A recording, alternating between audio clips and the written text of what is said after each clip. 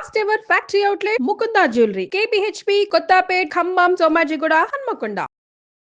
నమస్తే రమగారు. నమస్తే జయ. రమగారు, పౌర్ణమి మనము ప్రతి నెల వస్తూ ఉంటుంది, చేసుకుంటూ ఉంటాం. కానీ పర్వదినాల్లో వచ్చినప్పుడు దీనికి సంబంధించి ప్రత్యేకమైన విధానాలు ఏమన్నా పాటించాలా జనసామాన్యంగా అందరం కూడా? పర్వదినాలు పౌర్ణమి నాడు వచ్చే పర్వదినాలంటే ఇప్పుడు మనకి రేపు హోలీ పండగ. ఈ హోలీ పర్వదినం హోళికా పూర్ణిమ మనకి పుస్తకాల్లో క్యాలెండర్లో రాస్తారు, కానీ మనం చేసుకునే పండగ కాదు. అవును, ఇది ఎక్కువగా నార్త్ ఇండియాలో చేసుకుంటారు. మరి పూర్వపు సంస్కృత నాటకాల్లో కూడా ఈ తప్పనిసరిగా హోళికా పౌర్ణమికి రంగులు చల్లుకోవటాలు అలాంటి వ్యవహారాలు అవి కనపడేవి, నాటకాల్లో కూడా ఉండేవి. మామూలుగా మనం కార్తీక పౌర్ణమి, శ్రావణ పౌర్ణమి చేసుకుంటాం కదా, మధ్యలో ఏరువాక పున్నాలు అంటారు. ఇలా ఏవో పౌర్ణమి నోములు ఉంటాయి, పున్నం నోములు ఉంటాయి. 33 పున్నాల నోము లెక్కల ప్రకారం రకరకాలు జరుపుకుంటాం. ఏ పౌర్ణమైనా విశేషమైన రోజే చేయాలి. అది పర్వదినంగా పండగగా చేసుకునేది హోలీయే పెద్ద పండగ. అవునవును, మనకు కాకపోయినా ఉంది. ఈ నార్త్ ఇండియన్స్ అంటే మనకి మార్వాడీసు, గుజరాతీసు వీళ్ళందరూ ఏంటంటే హోలీకి ఒక వారం ముందు నుంచే వాళ్ళ పూజలు అవి ప్రారంభం అవుతాయి. మనకు అట్లా ఏం లేదు. ఆ రోజులు రంగులు చల్లుకోవడం, సినిమాలు వాటి చూసి మనకి సినిమాల్లో ఒక ఈవెంట్గా కనపడుతుంది కాబట్టి మనం ఒక ఈవెంట్గా చేసుకుంటున్నాం. మనం అసలు నిజంగా దాని విధి విధానాలు తెలియవు మనకి. పూజా విధానమే తెలియదు కదా రమ్మగారు. తెలియదు మనకి, ఊరికే రంగులు చల్లుకోవటమే తెలుసు. వాళ్ళు దాన్ని పూజగా కూడా జరుపుకుంటారు. ఓ వారం ముందు నుంచే దేవాలయ దర్శనాలకు వెళ్తారు. పెళ్లి పనులు అవి ఉంటే చెయ్యరట. వారం ముందు నుంచి కీడు ఆ రోజుతోటి అది విడుస్తుందంటారు వాళ్ళ పద్ధతులు. మనకు అవేం తెలియవు. మేము కూడా ఈ మధ్య తెలుసుకున్నాను. నేను కొత్త కొత్త బంధువుల రాకల వల్ల తెలుస్తున్నాయి, కానీ లేకపోతే మనకు అసలు తెలియనే తెలియదు. ఏ పౌర్ణమైనా మనకి పర్వదినమే.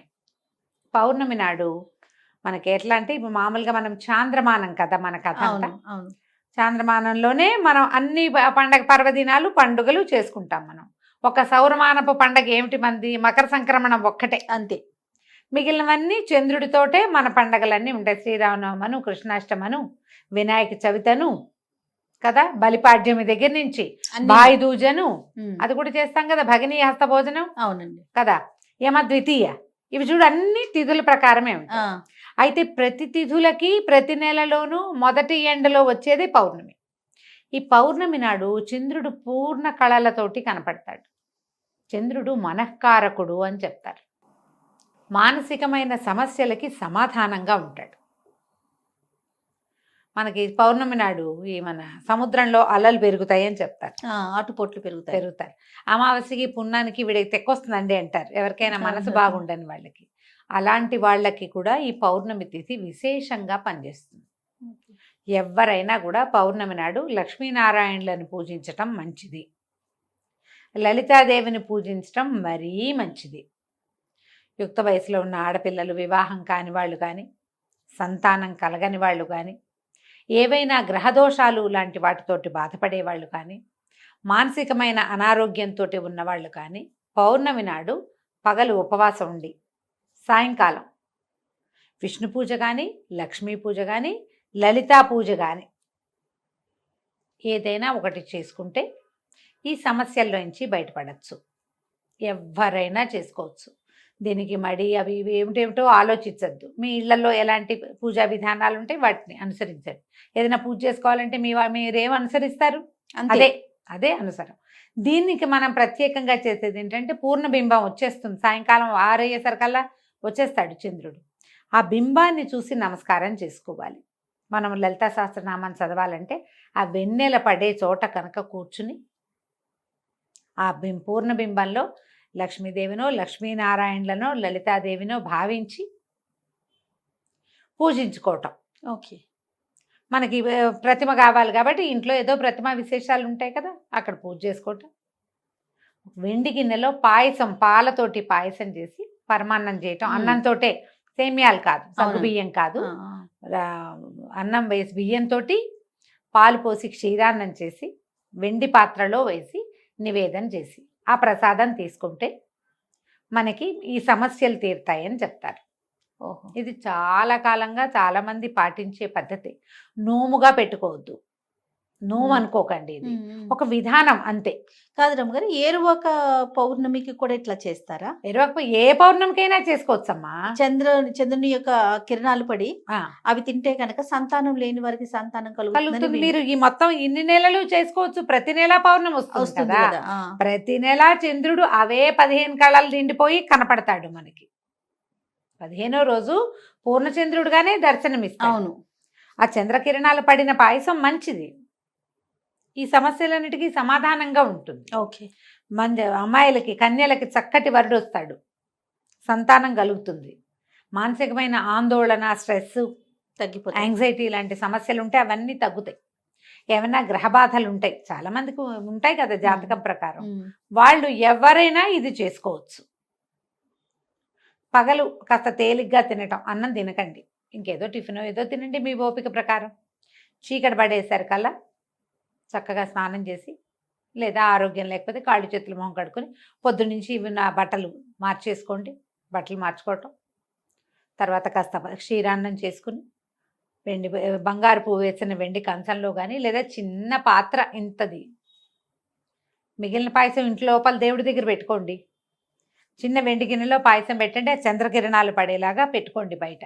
అక్కడ కూర్చోండి, చంద్రబింబాన్ని చూస్తూ నమస్కారం చేసుకుని అందులో పరమాత్మను అమ్మవారినో భావించి చదువుకోండి. మీరు ఏం చదువుకోదలిస్తే అది. ఏదైనా ధ్యానం చేసుకుంటాము, చదువుకోవటాలు అవి మాకు రావండి, మెడిటేషన్ చేస్తామంటే చంద్రకిరణాలు పడే చోట కూర్చొని మెడిటేట్ చేసుకోండి. ఓకే. బ్రీదింగ్ ఎక్సర్సైజ్ చేస్తారు చాలామంది, అవును. అలాంటివైనా పర్వాలేదు. ఆ పాయసాన్ని చంద్రుడికి నివేదన చేసి అది పుచ్చుకోండి. ఓకే. చాలా సమస్యలు తీరుతాయి. ఇప్పుడు హోలీ అంటే ఏదో పొద్దుటిపూట రంగులు చల్లుకుంటారు పిల్లలు అవును, అవును. సరదాగా. మనలాగా పెద్దవాళ్ళు ఏం చేస్తాం, మనం ఏం చెయ్యం. అవును. మనం అందరం రోడ్ల మీద పడి ఏం ఆడం కదా. ఆ రోజున ఇది అద్భుతమైన రోజు కాబట్టి మనం ఇది చేసుకోవచ్చు, విధానం చేయొచ్చు కదా. తప్పకుండా ప్రతి పౌర్ణమికి చేసుకోవచ్చు. పిల్లలకి అలవాటు చేయండి, చక్కగా ఇంటిల్లి పాది కూర్చుని చదువుకోవచ్చు. సహస్రనామం చదువుకోవచ్చు, ఇప్పుడు విష్ణు సహస్రనామం చదవచ్చు, లలితా సహస్రనామం చదువుకోవచ్చు. సూర్య భగవానుడికి మనం ప్రతిరోజు ఉదయం చేస్తాం, నమస్కారం చేసుకుంటాం. అదే ఈయనకి 15 రోజులకి ఒక్కసారి, 15 రోజులకు ఒకసారి. తర్వాత ఏం చేస్తారంటే చంద్రుడికో నూలు పోగని ఎప్పుడైనా వింటారు కదా. ఈ నూలు పోగని ఒట్టి మాట కాదు చేయాలి. నెలపడుపు వస్తుంది కదా, చంద్రవంక వస్తాడు చూడు, అప్పుడు వస్త్రంలో నుంచి ఒక నూలు పోగు వేస్తారు. వేసేవాళ్ళు ఇది వరకు. చంద్రుడికి కట్టుకున్న వస్త్రంలో నుంచి ఒక్క పోగు తీసి చంద్రుడి కోసం వదిలిపెట్టేవాళ్ళు. జరిగేది క్రియ, అట్లా చేసేవాళ్ళు. అంటే దీని వెనకాల ఏంటి రమ్మగారు, అట్లా చేయటం వల్ల సమస్యలు తీరుతాయి, గ్రహదోషాలు. చేసేవాళ్ళు ఇది వరకు చాలా కాలం క్రితం. ఇటీవల మనం ఎవరైనా, ఎందుకంటే అసలు అంగవస్త్రం ధరించడం, పంచ ధరించడం పోయింది కదా జయ. అవునా కాదా? అవును కదా రమ్మగారు. మనకి ఉత్తరీయాలు పోయి టవల్స్ వచ్చినాయి, ఊళ్ళల్లో కూడా తువ్వాలు భుజాన్ని వేసుకుని తిరుగుతారు. అందులో నుంచి దారం రాదు బయటికి. అసలు ఎక్కడ వస్తున్నాయి ఇప్పుడు? నీకు ఉత్తరీయంలో నుంచి వస్తుంది. కండువా వేసుకునేవాళ్ళు కదా పల్చటివి, అందులో నుంచి వస్తాయి. కట్టుకున్న వస్త్రం నుంచి ఒక్క పోగు తీసి అట్లా పోగు అట్లా కంత కనపడతాడు కదా నెలపొడుపు, ఆ పొడిచినప్పుడు అట్లా చంద్రుడికి సమర్పించటం. చాలా సమస్యలు తీరేవి ఇదివరకు, అట్లా చేసేవాళ్ళు. అప్పుడు ఏం పాటించేవాళ్ళు జయ? ఇంత సోషల్ మీడియా లేదుగా పాత రోజుల్లో. వాళ్ళకి ఏం తెలుసు? అదేగా, వాళ్ళకి ఏం తెలుసు? శాస్త్రం తెలుసు, వాళ్ళకి విధానాలు తెలుసు. అందరూ చేయాలి సార్వజనిక. అసలు క్వశ్చన్స్ లేవు కదా రమ్మగారు. ప్రధానమైన పెద్దవాళ్ళు ఏం చేశారు, మనం ఇంట్లో అది ఫాలో అయిపోవటం. అంతేకాని అది ఎందుకు చేయాలి, అది చేయటం వల్ల ఏమొస్తుంది, ఏమి రాదు, నో క్వశ్చన్స్. అదే కదా. పౌర్ణమి నాడు రకరకాల దానం చేయొచ్చు జయ. బియ్యము, పాలు, పెరుగు, నెయ్యి అలాంటివి దానం చేసుకోవచ్చు. తెల్లటి వస్త్రాలు, ముత్యాలు, మల్లె పువ్వులు లాంటి తెల్లని పువ్వులు, ఇవన్నీ కూడా ఎవరికైనా ఇస్తే కూడా మంచిదే. ఓకే. పౌర్ణమి నాడు పగలిచ్చుకోవచ్చు, ఎవరికైనా దానం చేసుకోవచ్చు. దానం చేసినా మంచిదే, ఇలా మనం పూజ చేసుకున్నా మంచిదే. మీ అవకాశాన్ని బట్టి చేసుకోండి. తప్పకుండా. నమస్తే. నమస్తే.